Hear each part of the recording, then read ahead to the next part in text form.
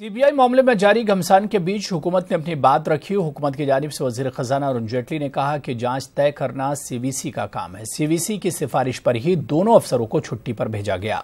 CBI की जांच मरकजी हुकूमत नहीं कर सकती। अधिकारी, सबसे बड़े अधिकारी जो हैं, उन दोनों पे आरोप हैं।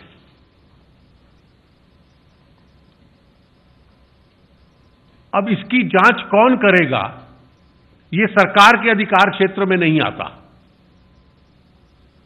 सरकार उसकी जांच नहीं कर सकती और न करेगी। सीबीआई का जो एक्ट है, उस कानून के तहत सेंट्रल विजिलेंस कमीशन के पावर्स अधिकार है सेक्शन 4(1) में। तो सीबीआई की इन्वेस्टिगेशंस के संबंध में जो सुपरिटेंडेंस का अधिकार है, वो सेंट्रल विजिलेंस कमीशन का है और ये उन कानूनों के संबंध में है, वो इन्वेस्टिगेशन जो प्रिवेंशन ऑफ करप्शन एक्ट से संबंध रखती हो।